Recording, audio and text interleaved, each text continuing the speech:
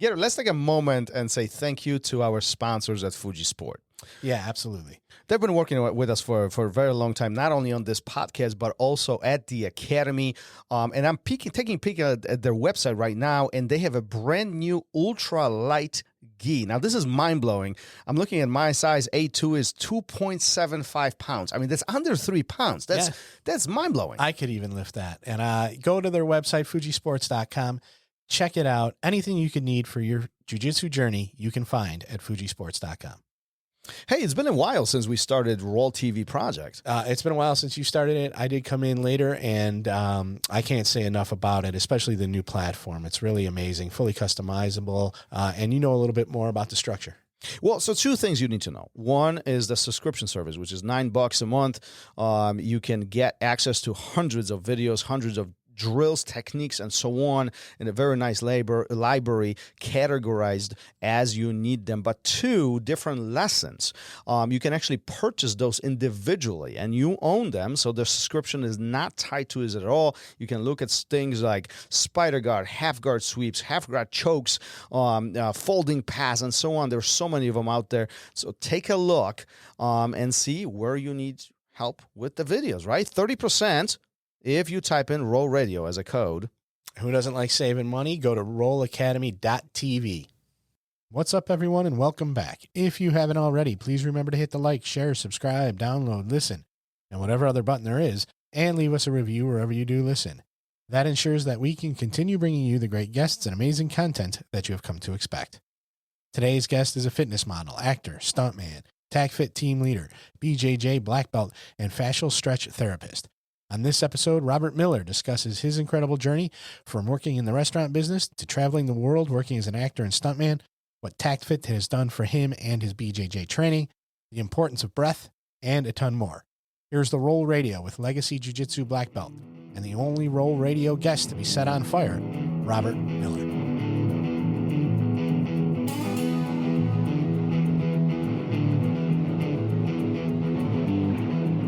Welcome to RŌL Radio.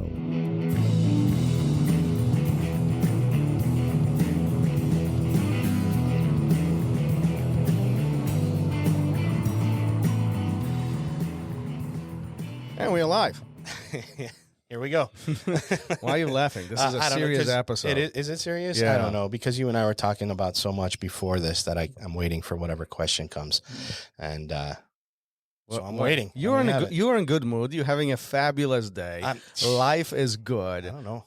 My car's in the shop. My wrist just got broken. You just rolled. I mean, I did. Well, I don't know if you want to call it that, but sure. I was on the mat at least. You were on the mat. Yes. But enough about me. Let's talk about Matt. Let's talk about John and Tap Cancer Out. Yeah, for sure. So we've been talking about this for a few weeks already, and we know that the charity tournament series is back. It's hitting 9 cities this time across the U.S. this fall. Stops in Austin, Chicago, Jacksonville, Philadelphia, Boston, and more. They're aiming to donate another $1.2 million to its 10 beneficiary organizations. Fundraising and registration is open for all the events already. So go to www.tapcancerout.org/tournaments to find your city and sign up. I think right after this episode, they will be in New Orleans and then Austin. So 2 great cities. New Orleans and Austin. Hit them up, sign up, donate, all that good stuff. John's doing amazing work. Make an impact, yeah. Yes. Yeah, Did you watch any of the ADCC this weekend? Yeah, a little bit. A little bit. Pay attention to that stuff. Oh, well, you're too good for it. So, I mean, I don't blame you. I mean, yes, I did. And what I saw was amazing. And it was interesting to see like the generational split, like the old school guys and the new generation coming in and differences between styles and philosophies, how they train and how they perform. I think it was. Well, when I started this and started dipping into who these people were, a lot of those people were there. And they're finishing up their careers. And like you said, all these new kids are coming up. So and they had this cool Hall of Fame nomination thing. Kira Gracie was there, and Dean Lister, and so on. And it was cool to see Sanjay, all of right? that. Yeah. Cool. So Marcelo and so on. So it was cool to see all of that. So Speaking of performance, we have a performance expert in the house. Or please, if don't I gotta come up with something silly. But Rob, thanks for being here. Thanks for joining us today. How are you? I'm doing great, man. It's good to be on your podcast. Thanks for having me. Yeah, really appreciate it. We got a chance to hang out just last week, and I had the privilege of being in your class and so on, and you told me some cool stories. So I'm looking forward to this conversation and dipping a little bit more into your life. But before we start recording, you showed us around behind you. Do you mind moving your laptop a little bit, your camera a little bit, and see the fabulous artwork behind you? If you're watching this on YouTube, you gotta look at this. This is all painted. There's Iron Mike. Oh man, this is sick. Who's your friend who does this phenomenal work? He's a good friend of mine named T. You can check him out at Catalano Art on Instagram. Known this guy, man, since the early 2000s, probably one of my best friends in the world. Incredible artist, incredible jiu-jitsu guy. He is also the reason why I got into jiu-jitsu as well. Oh, well, they dip into that for sure. Yeah. But I think what's interesting, that similar style is at Legacy Jiu-Jitsu. He's done some work over there too. Mm-hmm. So it was interesting to connect all of this. I didn't know that he did your house too. So that's pretty impressive. So this is all done through like several visits that he comes out. So he'll come out for a week and he'll mess around and do some artwork, and then a couple months go by, have him come back out, he'll add to it. So it's just been kind of an artwork journey on my wall behind me here, which is I love having it. And brings a lot of life into my living room. Yeah. Oh, well, you're not painting that room, that's for sure. How does Pooter feel about it? It's Pooter, right? Yeah, good old Pootin. I named her Pootin because she's a Russian blue. She's right here. Let's see if I can get her to say hello. Come here, Pooters. Say hello to the world. There she is. There she is. That's a good looking cat. I'm not a cat person, but I would get a Russian blue for sure. Yeah, I'm not a cat person either. My ex-girlfriend got it, and then we broke up, and she moved out, and you got the now cat. I have a cat. Nice. What's that? And you got the cat. That usually never happens. Good for you. Yeah, I know. It's the best thing. Lost the girlfriend, kept the cat. Well, you might be better off. Good things happen for a reason, I suppose. That's right, man. All good things. So listen, what's interesting about your life is, one, you are a jiu-jitsu black belt. You've trained for a significant amount of time. Two, you're fitness expert, particularly focusing on Taccfit, and we'll talk about that. But also you have Hollywood career. You're a stuntman. Is that am I right on this? Yeah, you're right. Are you crazy? Are you crazy between those three things? Like what? Well, I've never been one to sit in an office. I've always I couldn't see my life doing a 9 to 5, being in an office, working those hours. I was always an outdoors kid, always climbing trees, doing crazy things, So I figured, why not be a stuntman? Nice. How did that? Where did that start? Like, what did the idea? I'm gonna move to, because so we had a friend this from the beginning. You were not born in California, right? No. I was born in a little coal mining town called Scranton, Pennsylvania. Okay. And so at which point of your life you say, I'm going to move to California and do this thing, this crazy stuff for Hollywood? So it started in 2007. I had the idea that I wanted to explore different avenues of income, and I was fortunate enough to work with a company that allowed me to take a month off to go to Seattle in 2007 to train with United Stuntmen's Association, Dave Boucher up in Seattle. And in that month-long course, we went over everything from walking and falling to running and falling to falling off of horses to driving cars to being lit on fire to finally doing high falls from 40 feet in the air onto an air mat, forwards, backwards, all that fun stuff, going off of air rams, flying through the air. And that's just, it was awesome. It was what I ever wanted to be. And I didn't want to just be a daredevil, go out there and wind up getting hurt or hurting other people. So I wanted to learn from the experts that have been in the business for a long time about how to fall safely, because you don't always just do one take. You might fall down 20, 30, 40 times making a film. And, if you bust your shoulder up on fall number 4, fall number 5 is going to be a lot more challenging. So I wanted to learn the right way of how to fall and how to brace and how to breathe and all that fun stuff. So that started in 2007. And then when I came back to Philadelphia, I immediately just started doing everything they told me to do, put my name in the book and start to find work. And I started doing stunt coordinating for some music videos and bar fights and breaking bottles over people's heads and throwing people over bars and, all that fun stuff. I hung out in Philly for the next 3 years, still pursuing acting, or not so much, but pursuing stunts, and the acting just kind of came along with it. So in 2010, I decided to move to California and, pursue it as much as I can for those years. And I did pretty well. I did a lot of things that I wanted to do. I got on television. I've been in magazines, been in commercials, been in major feature films, and I've just done a lot of wild, crazy things. Got to meet a lot of crazy people, a lot of talented people. Got to work with some great artists. Got to drive some really fast cars and do some donuts and skids and all that fun stuff. So it was an awesome time. And I did that all the way up until about 2016. Was my main source of income, was just acting and stunt work. So, I loved it. I got to travel to India for some acting jobs. They flew me out there to get blown up in this Bollywood film where I played an FBI agent. So it was an incredible journey, and anyone listening that's going into that field is like, always never mistake your paycheck for your income.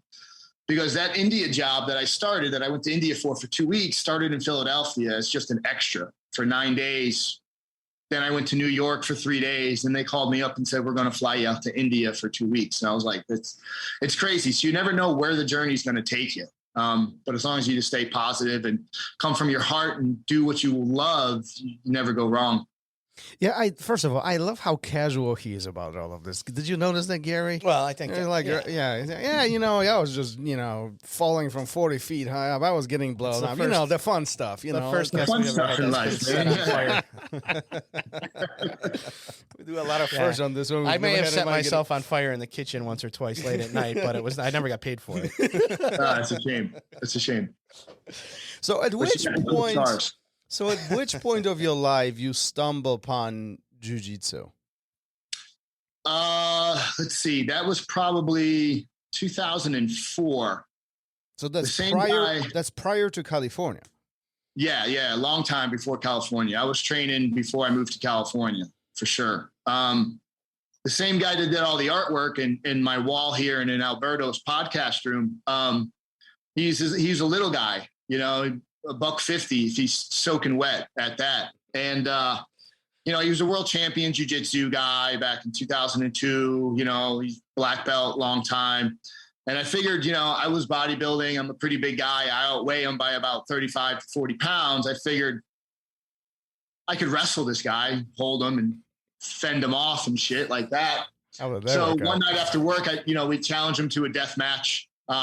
At about 3 o'clock in the morning, we go up to the studio that he was working at, and man, it did not go the way I thought it was going to go. I was tapped, armbar, choked every minute for about 15 minutes straight. And then I was just like, all right, what's this sorcery that that for some reason you just keep owning me, and like I said, he was a little guy, which was just blew my mind that this little tiny person can just wreck you from using leverage and speed and understanding angles and all that other stuff. So ever since then, I started taking privates with him. And then I started going to classes where he was teaching and learning from there. And it just kept evolving. And then I moved out to California, and I had to take some time off from training because, one, I didn't have a steady source of income. I wasn't sure where I was going to settle down, where I was going to join school. So I took about 3 years off of training jiu-jitsu. I would train on and on, but I wasn't training as regularly as I am today. So, okay, so let's hold on. Let me, I got to organize this in my head. So in 2004, you start jiu-jitsu. What year do you start your fitness engagement? What time, you said bodybuilding and you getting engaged into the fitness world, if you will. What year does that start? Well, I've always been active. I was a basketball player growing up. So I started playing basketball when I was 6. My mom was an aerobics instructor, and I grew up watching her do her aerobics with, you know, Body by Glad and all those people in the 80s doing their aerobics on television and all that stuff. So I'd sit on the couch and, you know, I'd watch all that stuff. So it was always in my brain about being an active person. And I played basketball all the way through high school.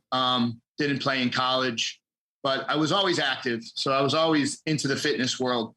One day I was reading Men's Health magazine, and they had this article in there about what it took to be a men's health model. And I was like, oh, that'd be interesting. I was wondering if I can get into men's health. So I started working out with the goal of trying to get into Men's Health magazine. And I worked out probably for, I don't know, about 4 years straight, going 6 days a week, because I was a skinny kid. Playing basketball, I was a hard gainer. It was hard for me to put muscle on. My metabolism was super fast. So everything I put on, I just burned right away. So just lifting weights for those 4 years, you know, it took a long time to establish the muscle for it to stay there, which was great because it made this solidify the habit of going to the gym every day, regardless if I was tired or didn't feel like it. And at the time I was working as a waiter. So I was on my feet 12 hours a day, and I would go to the gym after work. And that continued all the way until I worked in the restaurant too, down in Philadelphia. There was a gym, World's Gym was open 24 hours. So I would work until 3 o'clock in the morning, and then I'd go to the gym at 4 o'clock in the morning. I'd go and get breakfast, and I'd go to bed about 7 a.m. and then wake up 2 in the afternoon to come back to work for the evening and night shift, and then just do it all over again. So it was after a heartbreak. This girl broke my heart. And usually what happens, I always try to like, show you, you know what I mean? That sort of thing. And I took a ride up to Men's Health magazine and met with the model editor there. Took some Polaroids, this, that, and the other stuff, you know, and on the train ride back, he called me up and said, hey, do you want to be in next month's magazine? I was like, yeah, that'd be awesome. That'd be sweet. So the first thing I ever did was an article called Women Love Men in Layers. And it was an August shoot, and they had me in like 4 layers of like wool clothing in the middle of New York in August. So it was hot, humid, and I was like, geez, this is a lot of fun. And then, it went in every month. I was going up to New York all the way until I moved to California. And when I would fly home for Christmas, I'd call the model editor, let them know I'm in town. They'd have a shoot, and I would shoot for Men's Health when I went back east. So I was in that magazine from, I think, like 2002 all the way until like 2015, consistently every year. Which was great. You know, I was probably the longest running Men's Health model in the magazine. The magazine's only been around for 25 years, and I've been in it for more than half of that. So that's where, you know, I started. And then from there, I started doing fitness videos with other people. And then the stunt work came in 2007. And then finally in 2010, I was like, all right, let's go to California and see what we could do. So I put the house up for rent, rented the house, and packed up the car and took off. All right, hold on. We'll talk. Hold on. We'll talk about the California in a minute. Take me back to the day one of your jiu-jitsu in that studio now. Okay, and this is why I asked this. So by the time you have this match with your friend. Call it a match. Well, you know, it is what it is. I just had 4, right. And I wouldn't call them matches either. But that night when this is happening, one, you are, aware of physical attributes, right? 2, you're working out for several years at this point. You're by far stronger than your friend, and then size. You said you had about 40 pounds on him, right? So at least physically, everything is swaying in your direction, right? Yep. Walk me through your mindset. What in the world is happening in your head when you're getting pretzeled, choked, armbarred, and all that is happening while you are the one who should be actually dominating the situation? I think it's such a phenomenal, and I was sharing with you when we met. My story is very similar. Like, you were a fitness model? You missed that? I did. Yeah. Well, we need to talk about that.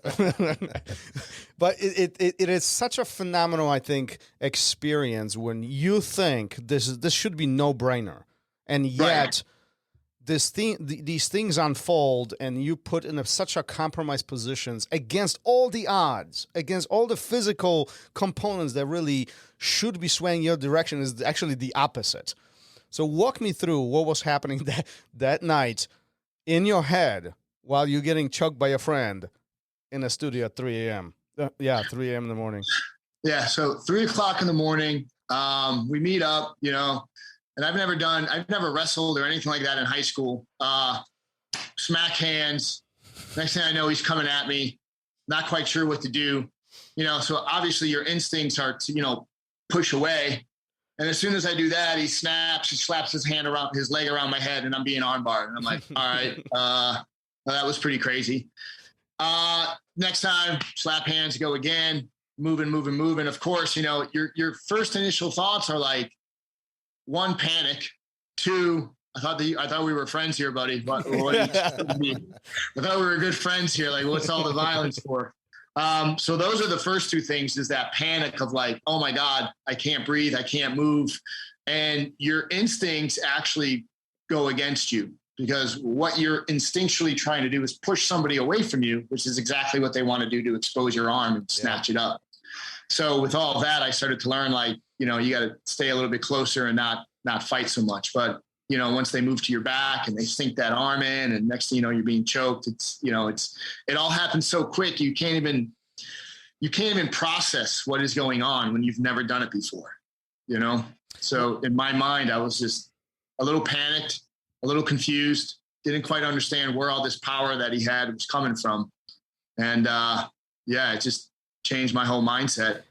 Why do you think our initial reaction is actually opposite to what we should be doing? Why do you think our brains react in such a unique way when we try That's a to good question. push people away? We're trying to, like, this very physical approach to it versus really understanding of what is happening behind us.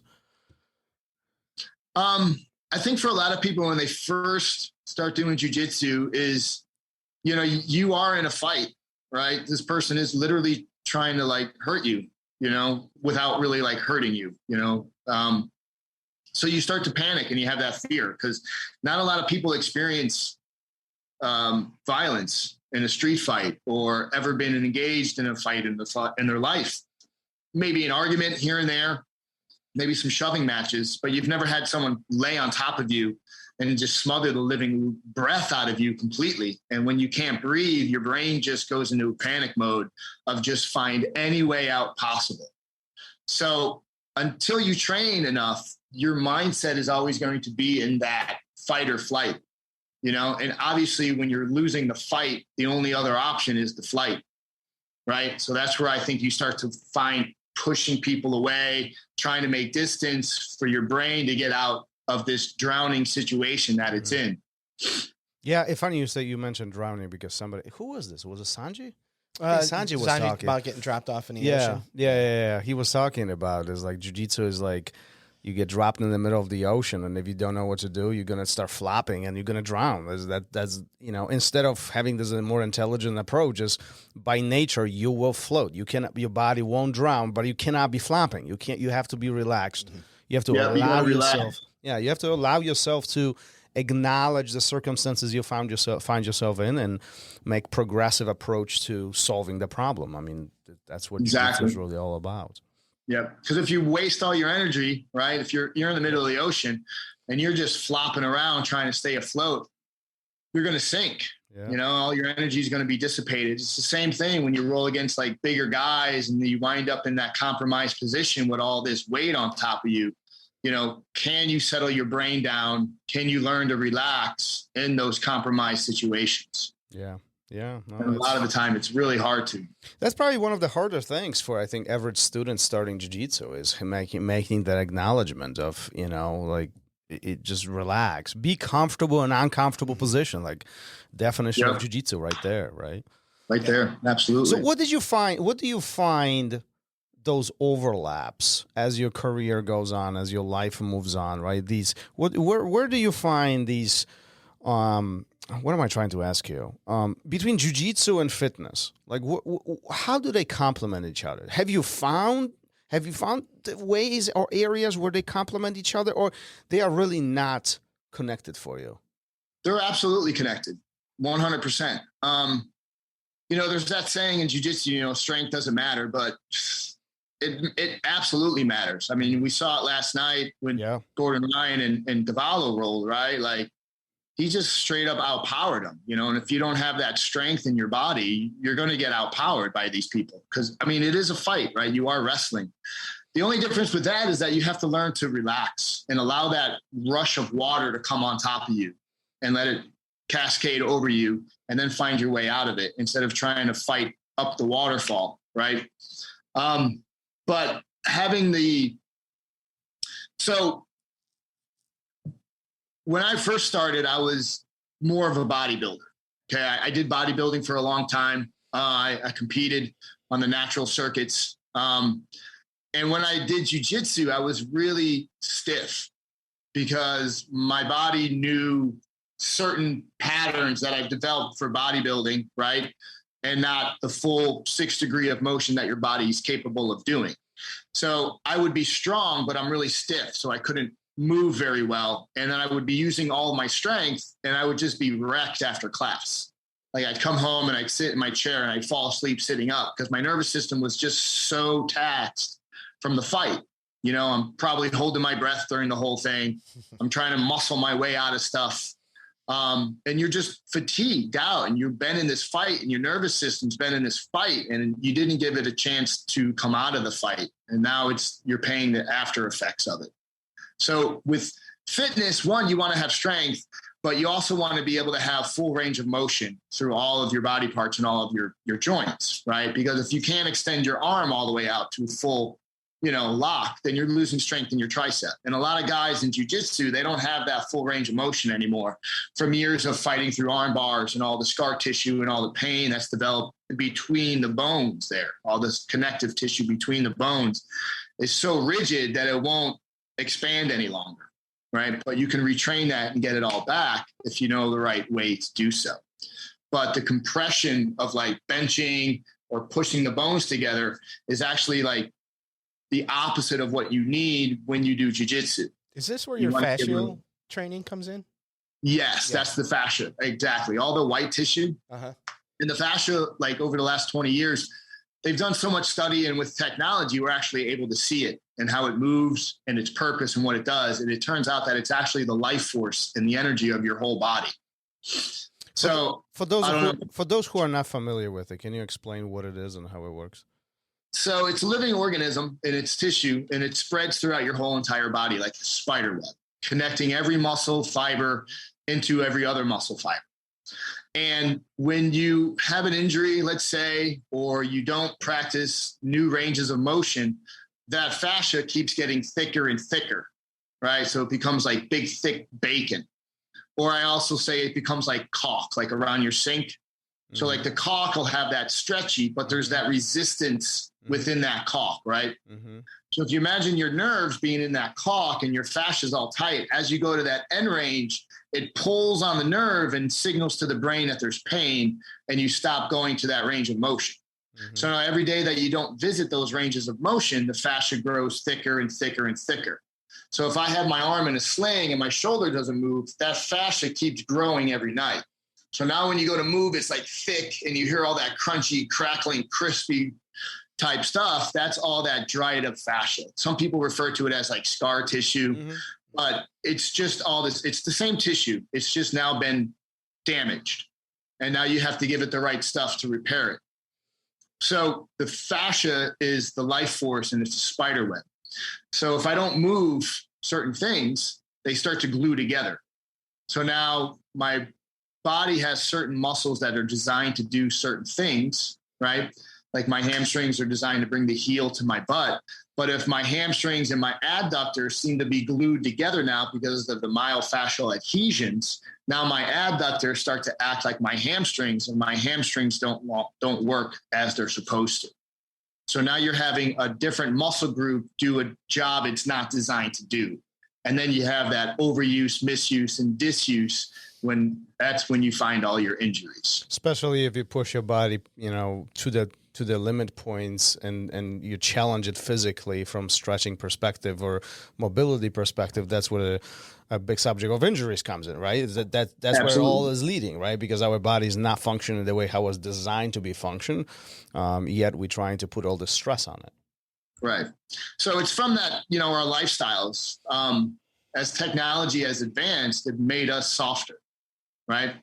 We sit more, right? Which is like the new cancer. Sitting is like the new cancer. It destroys you. And you find people that are chair shaped.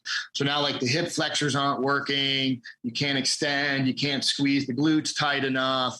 So you have all these other problems that come along with our society, sitting down. Like just now, if you're on the desk and you're using the computer, you have your forward shoulders. Mm-hmm. If you're doing a lot of punching or boxing or whatever it is, your shoulders are rounded, right? So the more you do, the more your function becomes your form. Mm-hmm. And the best way I describe that is like if you ever see a cop that's retired or they've been a cop for a long time, their arms are always like off their body because they had to keep their arms away from their belt the whole time. Right now they walk around kind of like this. So their function of being a cop has become their form. And that's what your body will do, whatever you do the most of.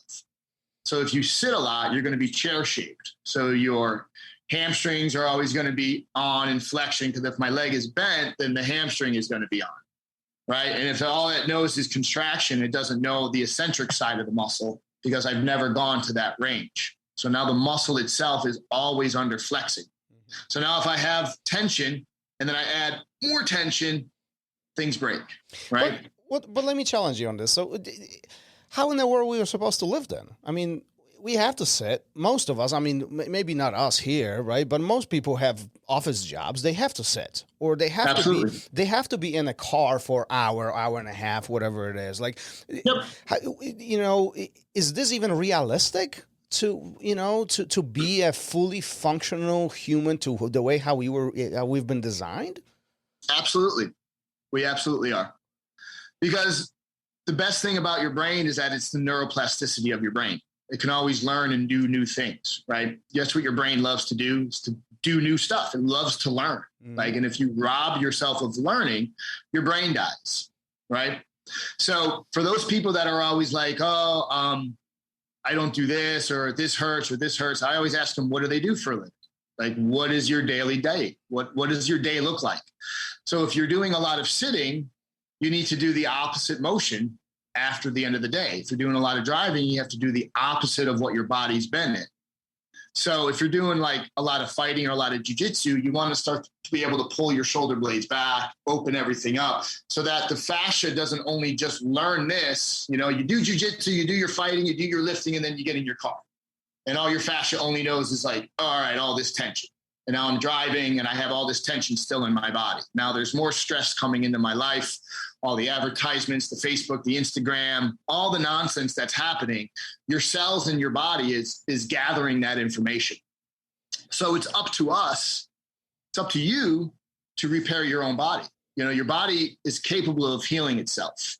When you get a cut, you don't think about, I need to make a scar or make a scab. It just happens. Your body's naturally designed to heal itself, but you have to give it the right tools in order to do so. So for everybody that sits in an office for 8 hours a day, I would suggest you do a lot of body weight stuff and think about the position that you're in most of and do the opposite side of that, if that makes sense. So in other words, if you are sitting a lot, you want to be standing?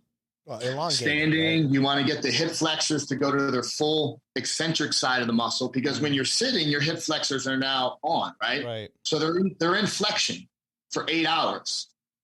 And it's your job to bring them out of that. So your brain can go, oh yeah, we also have this other side range of motion that we're capable of doing as well. So what I tell people is that you have to change the way you look at exercise, right? When you were a kid and you're in high school or you're in grade school or whatever, you had recess, and it was the best part of your day because you went outside and you played.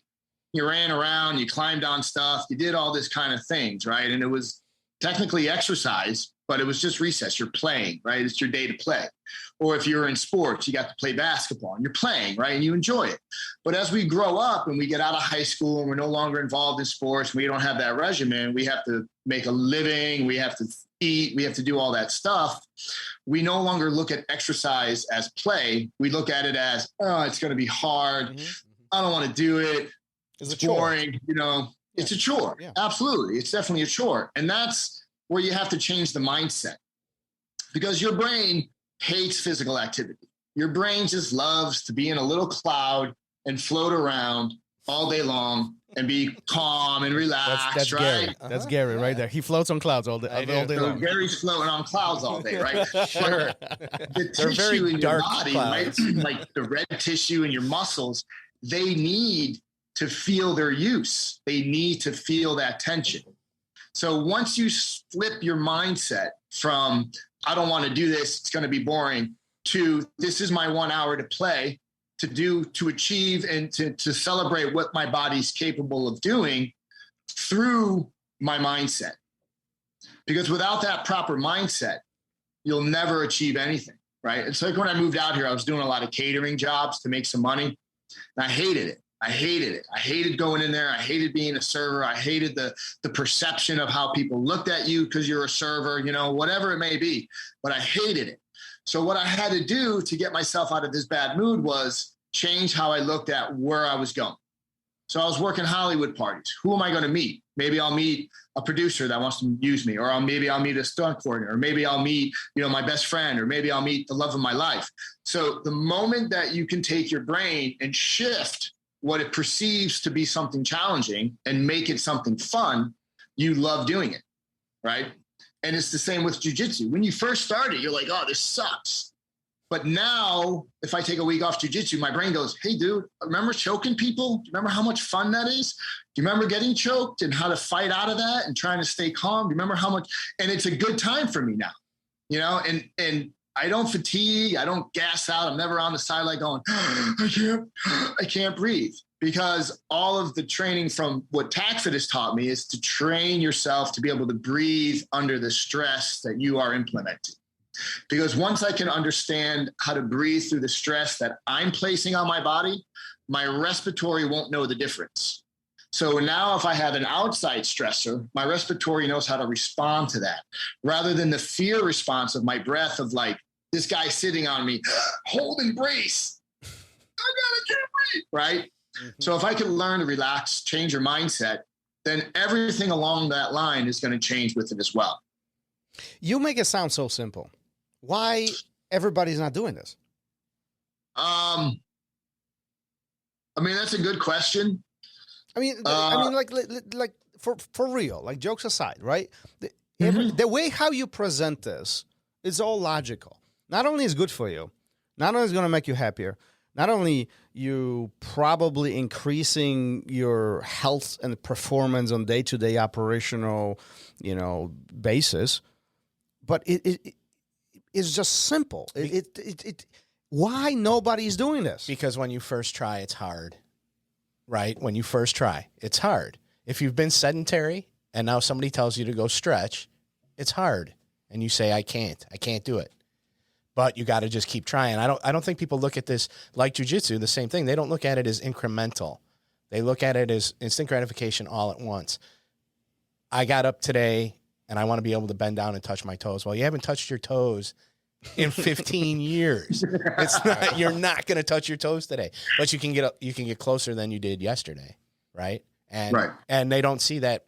They never see that as progression. They want instant gratification, and not even to make it that simple. It's just, if you haven't been doing anything, it becomes hard to do something, anything at all. I'm not disputing that this is easy. No, but you asked why. That's my opinion. Okay, so let me flip this then. No, let me go ahead. Add into that. So like a lot of the reasons why is exactly what he said, was that instant gratification, right? So society today, what do we have? We have next day delivery from Amazon. Everything you get, simple, easy, at your fingertips, right? Mm-hmm. Computers, phones, no matter what it is.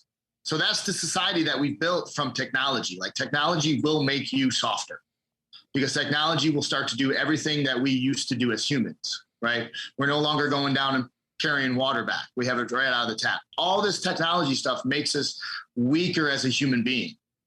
So the reason why a lot of people don't want to do this, and not to take anything away from these professionals, but a lot of people would rather listen to their doctor and take this pill to fix it than to actually have to put in the work to do it themselves. It goes back to that instant gratification. If I can take a pill and fix myself, then I'm not going to go ahead and go for the jog, right? So you have the pharmaceutical companies now that are pushing all these drugs. And then if you take one drug, you need to take another drug, and to take another drug to subside the side effects of this drug. And the next thing you know, you're taking like 7 or 8 drugs. When people say, I can't do it, I always tell them the hardest part about going to the gym is going to the gym. Just get here. You've already done more than you did yesterday by just showing up. Yeah. Now, you know, the beauty of it is that do what you can. Understand that you're not a machine. Your body is not designed to be able to perform at its highest intensity forever. It can only do it for so long, right? So the reason why people don't want to do it is because it is work. You will have to physically make yourself better every day. And that's where the mindset comes in. This is going to be hard. I don't want to do this. Isn't there another way? All those excuses. Chores. Yep. Just switch it. Just play and start to open up your body and see what your body's capable of doing by giving it the right tools to do so. Yeah, I'm not going to add anything. You're right. 100%. And sometimes I get excited. I want to add more things, but no, there's nothing to add. It is what it is. Yeah. So how did you? Let me ask you this. I read or doing research. You were a shy kid, right? Yeah. So here's a shy kid who decides he's going to be a fitness model, a stuntman. He's going to move to Hollywood. How does that kid go from that kid to where you are now? There's nothing shy about you today. No, I'm not so much shy. Like I don't go out. I don't deal with public a lot. You know, being in the bar business, I was always kind of like behind the bar and I didn't have to deal with them, you know. But so to answer that question, how do you step in front of a camera and act, right, or do stunts when you're shy? And I'll tell you the exact reason. I did a Taco Bell commercial many years ago, and it was probably one of the first biggest jobs I've ever booked. You know, they were flying me to California from PA to do this commercial for 3 days. I was flying first class. I was getting paid $75 an hour to fly from Philadelphia to LA in a first class seat, right? So here's the trick that I told myself before we started rolling all this stuff. I just kept saying to myself, nobody's going to see this. No one's ever going to see this. And you take all the pressure off yourself of having to perform for people that will never see it. Mm-hmm. So that's, for me, that's how I got around being shy and being able to be in front of the camera. Like public speaking is like the worst thing for people. I took public speaking courses when I was in college. But for me, that's what I did. Again, it was the mindset, right? If I sat there in front of the camera and I was like, oh my God, millions of people are going to see this. Oh my God. Oh my God. I'm only going to get one take. Oh my God. What am I going to do? Right. I'm going to freak myself out. But if I just take all that pressure off me, no one's ever going to see this. Who gives a shit? Right. It's going to be here and gone. And that relieves all that stress from having to perform. What I'm hearing from you is that we are our own worst enemy, essentially. And, yep. And it kind of, public speaking one and being shy or how to perform in front of others, but also the other things, what you talked about earlier, creating habits or taking care of yourself, not as a chore, but as a something functional that's good for us. It's all in our heads, all of it? No, all of it. So it's all about perception. It's all perception. Think about your brain. All right, let's say you've all been on job interviews, right? Or you've been on a first date with someone, right? Or you're going to meet someone for the first time, right? We've all been Gary there. hasn't been on I've never been on a date. It's shows, man. So think about that situation, right? You're going on a first date or you're going on a job interview. What's the first thing your brain starts to do? It starts to create a scenario. Yeah, absolutely. 100%. And you start to have conversations with yourself of how this is going to play out, right? Your brain is trying to predict the future. It's trying to get you to a place of where it knows it's going to be because your brain does not like the unknown. It's terrifying for it. So your brain is always trying to perceive what this conversation is going to be like. What's this girl going to be like, right?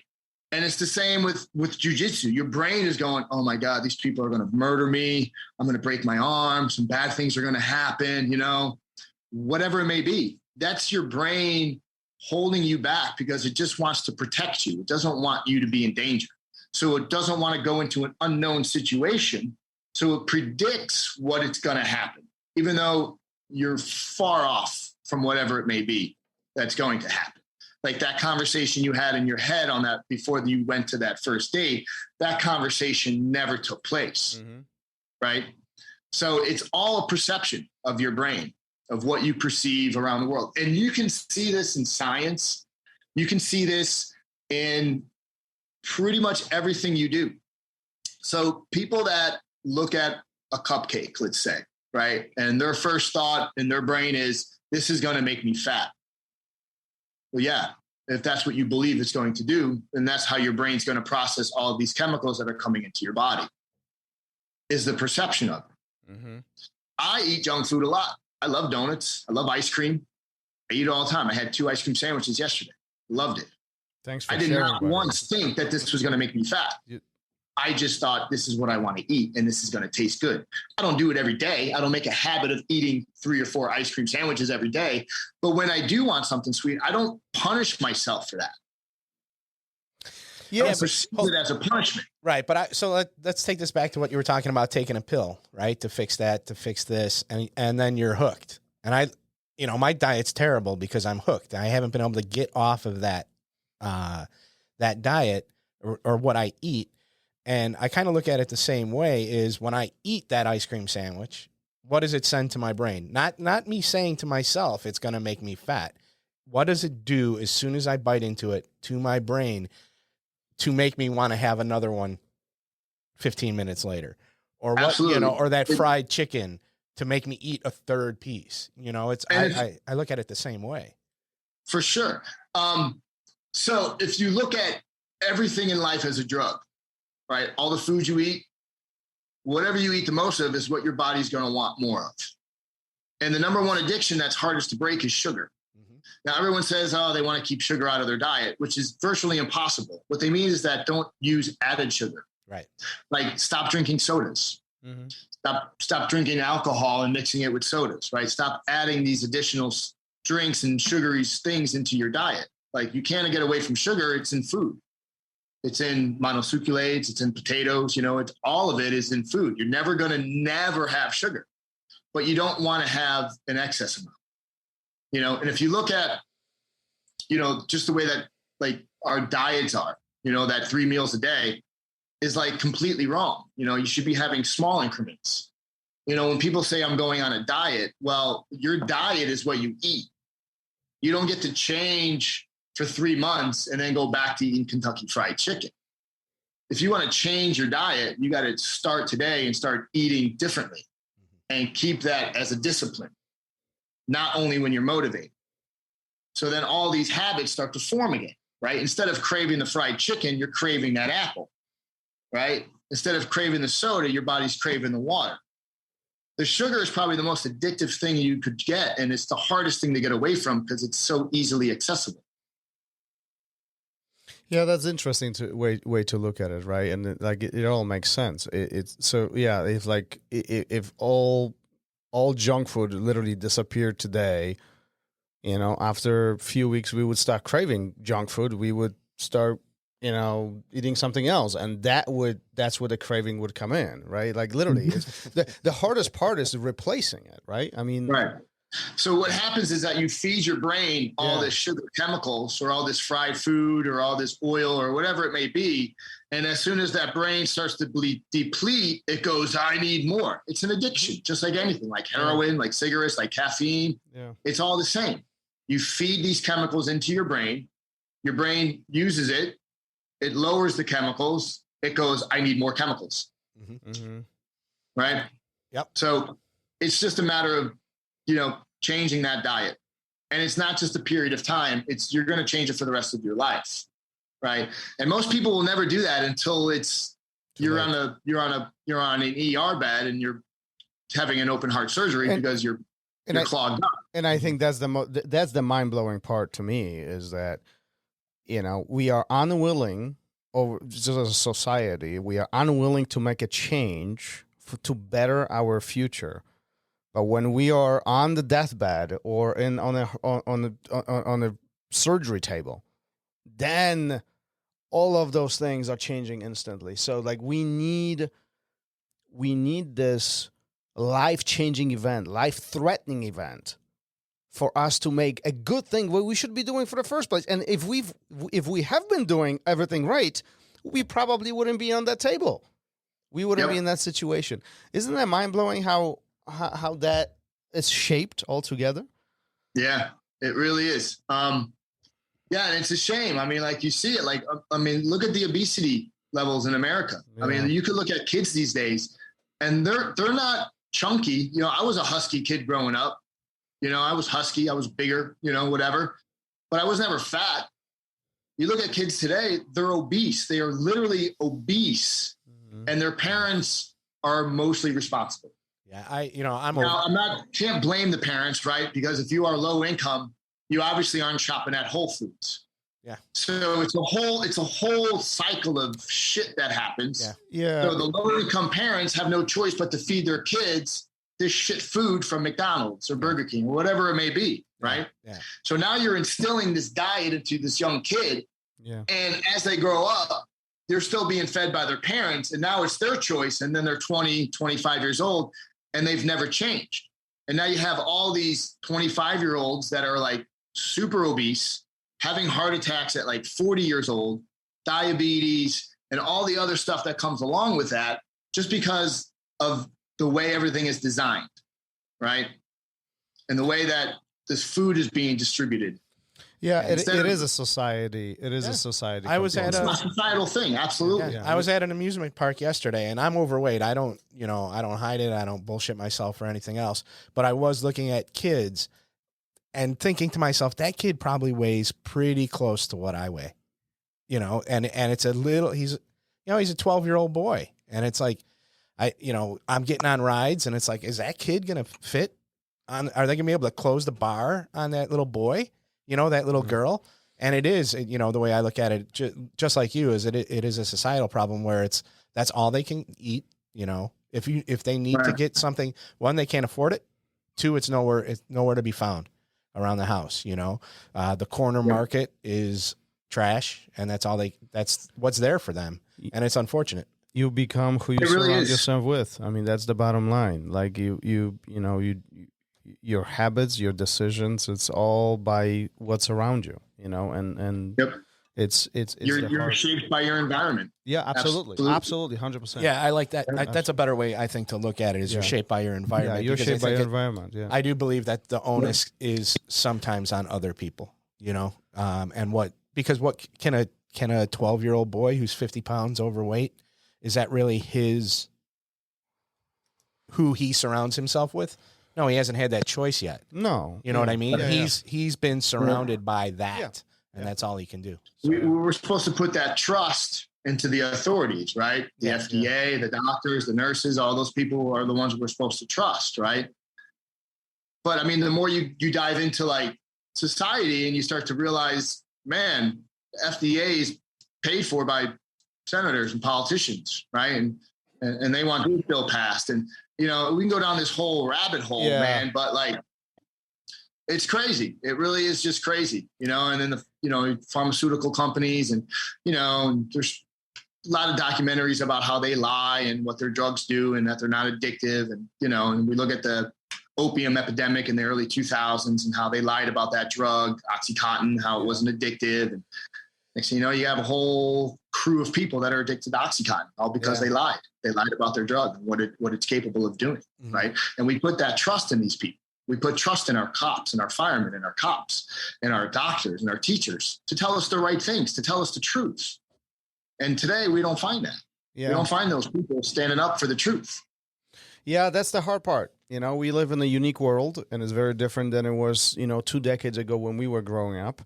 I don't think it is, though. I don't think this is anything new. I just think that the information's a little bit more easier to access. Yes. I think that in 1950, cigarettes were good for you. smoke. Yeah. You know? Oh, I see. De-stress. I see what you're saying. None of this is new. It's always Now they're saying they're not. been happening, right? Yeah, and then people were like, then the truth commercial started coming out with, kids laying down everywhere, and I don't know if that's the right way to well, you make a change good it, point. but that's what started facilitating these things. Yeah, so. you make a good point. But listen, no matter how you slice this, no matter where we are, where we live, who we surround ourselves with, it is up to us as adults to make some decisions, right? And being physically active, it is one of them, and so it happens. This show is focused on jiu-jitsu, but there's many other ways, and you talked about many of them today. I do want to talk to you about Taccfit. I had a privilege to working out with you, to witnessing it, and I've been following it for some time now, and I find it very intriguing how it's very different from a traditional, quote unquote, way of working out. Yet, it just looks much easier. Talk about this a little bit. How did you stumble upon it, and what impact did it make for you? So, like I said earlier, I was a big into bodybuilding, right? Yeah. And, I like jiu-jitsu. So it was 2013. I was really stiff. So 2016, I needed to make a little bit more steady of an income. Just having more money coming in every week. I needed more steady income. So I just called Alberto Crane over at Legacy. And I said, hey, do you need any strength and conditioning coaches at your school? Because, I have a lot of experience with working out. And, he said he wanted to do CrossFit at his gym. It's like, all right. I had never been a fan of CrossFit. I'm not going to go down that road, but I've just never been a fan of it.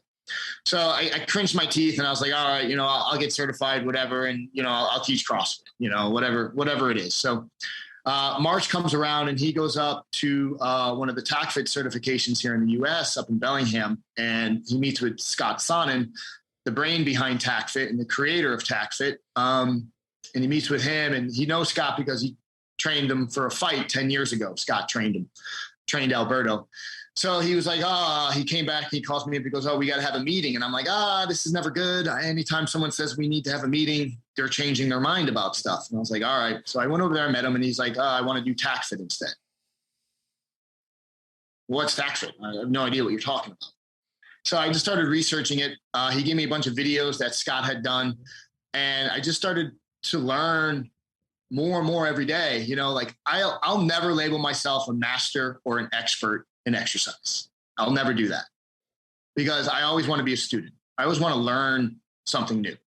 When someone says I'm an expert, that means there's no more room for growth or learning. So I'm never an expert. I'm never a master. So when I started to research all this stuff and start to learn about the circular strength training and the nervous system and the respiratory system and learning how to control your stress, and it just blew my jiu-jitsu out of the water. So after about 2 years of training this way, my body started to open up. I'm able to move individual joints. My brain's able to locate a joint or an arm where I can't see it. The proprioception of my brain is opening up. So now I know where things are in space much better than what I did before. And I've learned how to release all that tension through the Taccfit system. So whenever I teach a class, I tell them that it's high intensity classes, Monday, Tuesday, and Wednesday. We'll call them high intensity. But the whole point of this system is your health first. Ultimately, it's always about your health. So let's say it's Monday and you had the shittiest day you've ever had, and you're coming in for a workout that night. I'm never going to be like a drill sergeant saying, you got to lift heavier, because I don't know what kind of stress you're already under. Maybe you just want to get a little bit more stress, breathe, and move a little bit that day, which is the best thing for you, which is what it should be, the best thing for you that day. Never just trying to crush a workout every single day. So after I started doing Taccfit, and then I started doing more courses like Z Health and learning about fascial stretching, it just starts to come together of like the brain of Scott Sonnen and how brilliant this was 20 years ago when he was doing all this stuff, and understanding how you're not building muscle, you're building a better nervous system. And the muscle building is a byproduct of a better nervous system, of moving better. So the better that I can move, that my muscles and my nerves can fire, the more weight I can move. The more weight, the more muscle. So it's always about building a better nervous system, being more in contact with your body and understanding how you're breathing, rather than just trying to go in there and crush weights all day long, not even focused on your breath. And then, of course, you want to go to the opposite end. So after we do our workouts, we do all that cooling down. So we're taking our brain that was just in this fight, right, of working out, doing pull-ups, doing whatever it was that we were doing. We're now going to take our brain and we're going to fill it with all the serotonin, all the good stuff. Because I don't want to walk outside all jacked up, like, yeah, I'm relaxed, man, that's cool. And then the first guy that cuts me off, I'm like flicking him off and screaming out the window at him because my stress cup is so full that I just can't take any more stress. I have to get it out. But if you take the time and relax after your workouts, do a little cool down, let all that fascia open back up, let your nervous system come out of that fight, then your stress cup is lower and lower and lower. And the lower my stress, the more that you put onto me, it doesn't bother me that much, right? I don't have to respond in such a violent way because my stress cup is so low. That guy that cuts me off in traffic, whatever, better luck to him, So that's why like training the Taccfit system is so ideal for jiu-jitsu because you're learning how to deal with that stress. Now the stress is on you, but your nervous system doesn't know the difference. It just knows stress. Very different from traditional way of exercising or working out. And I think similar to jiu-jitsu is, unless you try it, you will have no clue what this really means. Yep. I genuinely say that I felt just like I felt the very first day doing jiu-jitsu. Like, what in the world is this nonsense? That was my first thought. Then it was like, damn, this is hard. And then it was like, damn, this feels good. It was very similar to jiu-jitsu. Just no, there was no choking. Nobody's breaking my arms. But right. But you know what I mean. It was very unique. It's very unique, but at the same time, it's extremely satisfying once you complete it. And it is challenging. That's one of the things that I've noticed right off the bat. They are very simple motions, at least what we've been working on, when I was there. Very simple motion. None of it was complex. Most of it overlaps with jiu-jitsu animal drills. Like, they're almost the same ones, right?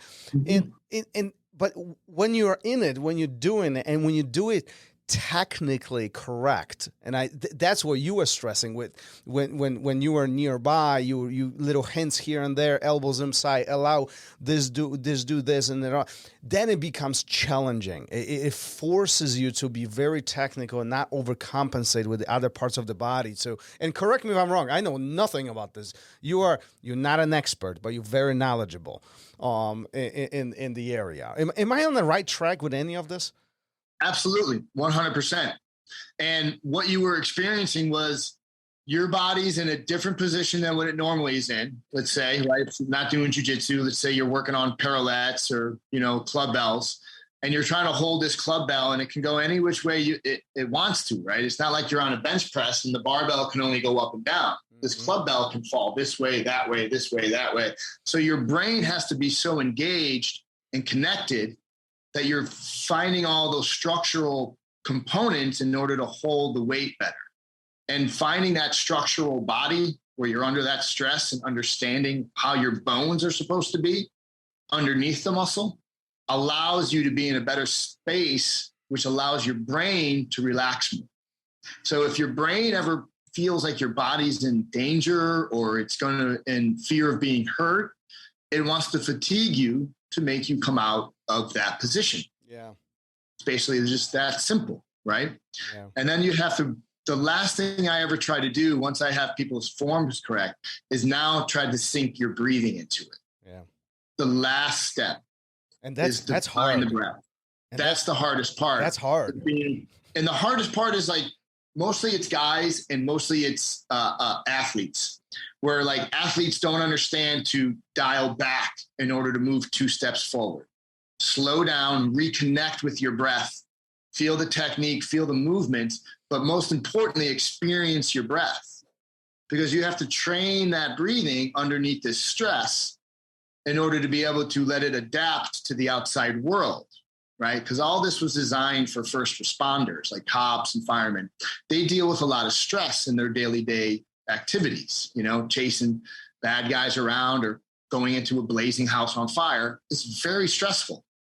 And if you don't take the time to let your body and brain know that you're no longer in that stress, it carries it all day long. So all of your tissue and everything remembers all of this negative. Like your brain will always remember more negative than positive because that's how we survived. Your brain remembers fire hot, don't put your hand in there. Mm-hmm. That's how we lived, and that's how we became who we are today as human beings, is to remember more negative stuff. Mm-hmm. So what I try to enforce in people is not to do a bad rep. So if I could do 5 pull-ups, but like 4 and 5 are real shitty, I don't do 4 and 5. I don't let my body get into that state of failure and bad technique, because the worse the technique, like I said, you're going to remember bad over good. So you have to constantly reinforce the good technique on every rep and then have the breath behind it.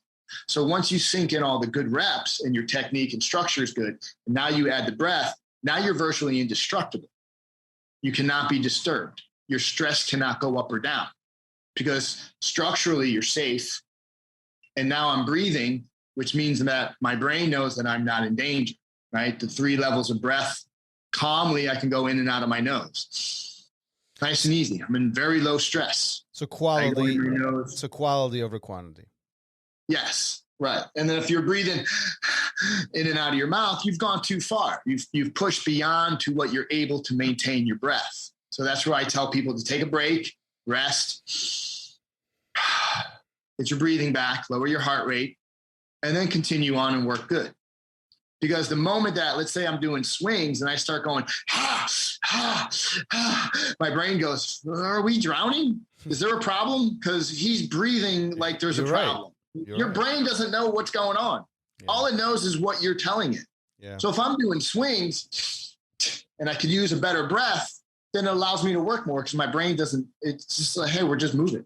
If I'm doing body weight stuff and I'm doing jump squats and I could just go in and out of my nose the whole time, I can maintain that a lot longer than I can if I was going, right? Immediately I start to feel fatigued. All this turbulence going into my body is fatiguing my brain because my brain thinks I'm dying and it wants me not to die. So it takes me out of that by fatiguing me and making me stop. This is the interesting part, that the similarities between that and jiu-jitsu are so close. This is not much different than you being on battle side control and trying to bench press somebody, get them the hell out of there, and none of it works, and you keep trying, and life sucks, and you just don't want to go back there again, and definitely you won't forget that day for a while. You know, it is versus being so, you know, acknowledging your surroundings and being technical, continuously being calm and mechanical escapes or progression out towards where you want to be. So much overlap between those two. For those who don't know what Taccfit is, how would you describe it in 1 or 2 sentences? What would be your definition of Taccfit? So Taccfit, to me, the way I describe it to people, if I have to give them a little soundbite, is that we are working to regain our lost mobility through our sedentary lifestyles. That's what we're trying to do. We're trying to regain our full range of motions from what our sedentary lifestyles have created. So if you watch a baby or a young child, when they're able to be moving, when they're walking, you should maintain all of those positions, like that deep squat of dropping your butt to the ground. That should be a position or a modality that you should never lose, right? Or people's shoulders where they can't reach their arm all the way back and they have to stay out here. You've lost range of motion from your sedentary lifestyle. Your body's function of sedentary has become its form. Yeah. Right? Yeah. That's what Taccfit is to me, is being able to restore your natural ranges of motion due to our sedentary lifestyles. And we do that through all those different movements that we do in order to open things back up. Is Taccfit easy? Is it easy? Yeah. No, it's never easy. Learning anything new is never an easy thing. It's challenging. It can be frustrating. And I'll tell you that it's very difficult concept to understand. It's the same with the Russian strength training concept of less is more. People can't fully understand how can I improve if I do less? It's almost a concept that just messes with your brain of like, I can't get stronger if I do less reps. That doesn't make any sense. But in reality, you get stronger as you recover. You're not getting stronger during the workout. You're getting weaker. All of your tissue is breaking apart. Your system is breaking down. You're creating stress into the endocrine system and the nervous system and everything else. It's when you rest is when you become stronger. So you go back to those sleep deprived, poor diet, lack of hydration, right? If you're not sleeping well at night, that's the only chance your body gets to heal and recover itself is while you're asleep. So if your sleep is no good, your recovery is going to be no good. And then down the line, you're going to find out you're going to have an injury. You're going to have something happen to you, or maybe you get sick. You're more susceptible to a virus, or you're more susceptible to bacteria because your system is not rested. It's trying to repair all the tissue, but you haven't gave it the right tools in order to do so. Have you ever thought about where you would be without Taccfit? Taccfit never happened to you. I probably wouldn't be a black belt. I'll tell you that. I have bulging discs down in L4 and L5 that I did many years ago, where I woke up and I was virtually paralyzed from the waist down. I couldn't stand for more than 20 minutes for about 8 weeks or so, about 2 months. I couldn't stand up. And I believe getting into this system taught me how to heal through movement. I love it. I love it. This could be the longest episode. No, you've been said that like the last 3 episodes, although this one's up there. We got into the stories. Yeah. Well, I think that, so just keep moving. I mean, I think, and you talked about it through a sedentary lifestyle, but I also look at it through injury too, if you're doing it properly. A lot of people are like, oh, I'm hurt, or this doesn't, I did this in the past. And whether it's an excuse or not, you can do this no matter what happened before. It's not, if you tore your shoulder up doing whatever sport, or you blew your knee out doing whatever, this is something that still you can apply to your life. So I don't want people using that either, or, that was the cool thing. And, that each exercise has different versions. And I think the adaptation to who you are, what you're doing, and what your body needs, it's so great that you can manipulate the situation really to maximize your success. So some are easier, some are more challenging, some move different way, but structurally you're using what you need to use to perform. And again, correct me if I'm wrong here. But that's that's the big takeaway that was for me, that, you can increase the intensity by making additional movements, and it will challenge you how, what the outcome will be. Like, are you saying it could be individualized?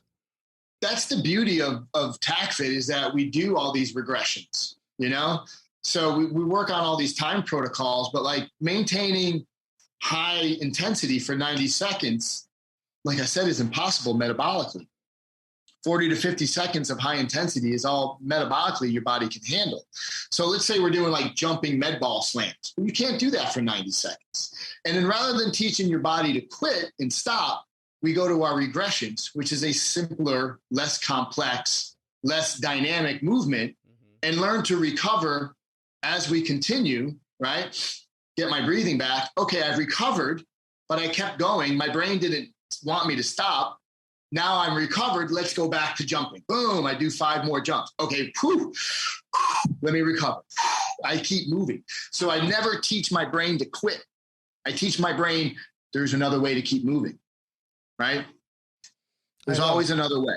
I love it. And again, it goes back to that perception of it's up to you. If you quit, right? That's on you. I gave you a way around the quitting to regress the movement.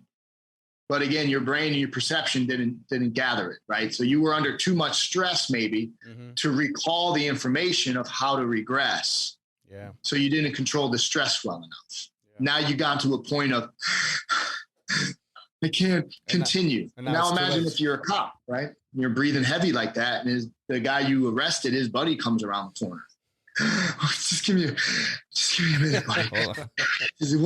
You know? So that's like the beauty of it, is like it's so practical for life and jiu-jitsu that you won't even realize it. Like I get stories all the time of people who are like, yeah, then I realized that, you know, I wasn't breathing, or like I wasn't doing this, and I was able to continue going on. You know, I hear that from older guys that are taking my class that are now just starting jiu-jitsu in their late 40s and early 50s.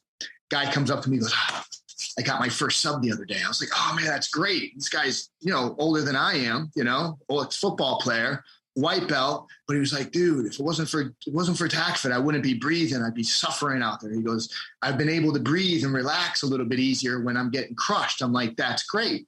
That's what you're learning in the Taccfit system, is how to deal with that stress. And that stress and how you deal with it is up to you, right? Do you tap, God, I can't breathe, get off me, please. Or do you figure out how to get out of there? I love it. I love it. I love it. I love it. I love it too, man. And that's why I get really passionate about talking about this kind of thing. You know, and I love helping people. I love learning about the brain. I love it all. You know, it just drives me, you know, and yeah, and it's just amazing what you can do and how you can help people through movement. You know, like another guy of mine, he's in his 50s. Now, this happened years ago, where I think he broke his arm, and he's always had pain. Like if his wife was to grab his wrist, he would have pain in that area. Well, one day he came in, he goes, I don't know when it stopped, but my hand doesn't hurt. So that's great, because you're getting more blood flow. Without the blood flow, you can't heal. So if you're never getting blood flow into those areas, your body's never going to heal. So by doing all the club bell and all the circular motion, you're moving all that fascia, all that tissue, all those fluids are getting shifted around, and things are able to heal now because you're allowing the blood flow to go through it. That's a phenomenal story. I love it. I love it. I love it. We're going to keep saying this. I love it. Listen, Rob, before we start wrapping up the episode, end of each episode, what we do with our guest is whoever was sitting in your seat on the previous one asked a question. They had no clue. You will be answering it. It's an interesting end to this conversation. Gary's going to take a lead on this. If I'm not mistaken, this is going to be interesting. Well, so he thought you were going to be somebody else, which is fine. I don't know how we didn't tell him that. we didn't tell him who's going to be here. So, but Gesais Cavalcante wanted to know, how can you relate your being charismatic to helping develop your training? So I think how does your personality help you in your training? Man, that is a great question. And I say that a lot to people, actually, because you'll have like a group setting, right? And you might be 20 people in class or whatever it is. And if you're a shy person or you're reserved, you're not going to be that expressive, right? With your breathing, you're not going to want to cause a lot of attention to yourself. So that being charismatic as you work out will only give you more energy. It will also provide you with the breathing that you need to do, right? Because if I'm shy or reserved and I don't want anyone to see me, and maybe I'm not breathing, I'm doing kettlebell swings, maybe I'm using a light weight because I don't want anyone to find out about me, right? Because I'm shy, I don't want to cause attention to myself. Mm-hmm. So I try to break people out of that shell, you know, make some noise, be loud, it's okay, you know? So your personality will definitely be a factor of your workouts, and your personality and your moods will change the more you work out. The more you feel good, the better you feel, the better you move, the more expressive you're going to want to be, right? It's the same with people that have bad teeth. If you have bad teeth, you're always kind of smiling, you know, like this, you know, you don't want to show anyone your teeth. Now you're holding back that expressiveness, right? Being able to open your mouth and laugh because you don't want people to see your teeth. So you're not allowing yourself to be expressive because of, you know, let's say this ailment or your personality. So my advice to people is that be expressive, be somebody else for that 1 hour. Allow your normal person and your normal personality to take a break for that hour and just become a lunatic, become a crazy person. Laugh at yourself. I do it all the time in class. I do weird things all the time. I tell people to rest and I'll shake it all out, shake your brain out, shake your face out, get all that cobweb out to get all the tension off your body, but if you're a shy person, you won't be, you'll hold that back. Right. So it's going to affect how you work out. But for them, I say, just battle through it. Forget about that one person. And like I said earlier, no one's watching. No one gives a shit. No one's paying attention to you. It's all in your brain. It's all in your brain about how much you think you're the lead actor in this film called life. Right? Yeah. So get yourself out of that. Just be a little crazy for that 1 hour. Scream, dance, shout around, open yourself up. And you'll find that your whole body will be able to perform better as long as you're not holding it back because of a reserved personality. It's funny you say this because now I have flashbacks of like the individual sounds that they were, the students were making in your class, and you don't comment on these things. It is what it is, but now it all makes sense. It is it is interesting to talk about this, and it's interesting to witness this, in person. Such a you've created a unique community over there. And, on that front, I do want to congratulate you, because it's, you guys have something very special going on. And I agree, man. I've been to a lot of jiu-jitsu schools, and the school we have over here in Burbank is by far the best I've ever seen. I mean, it's a one-stop shop. Yeah. You don't have to join another gym to go get your weight training in. We have it all right here. It's brilliant. And we're opening up a Revive Center right there in the front. I'm not sure if you were here for that. Yeah, no, believe recovery me. Center, Alberto was very kind to tell me all the details. So yes. yes. But this is why we love Alberto. He's, it's going to be interesting. I'm looking forward to actually seeing that. I know that's happening like as we speak. It's already fully in motion, so that should be up very soon. So that's going to complement what you do with Taccfit, and the recovery center is going to be just another layer of creating this cohesive ecosystem, if you will, right? Absolutely. Yep. Phenomenal. Before we wrap this up,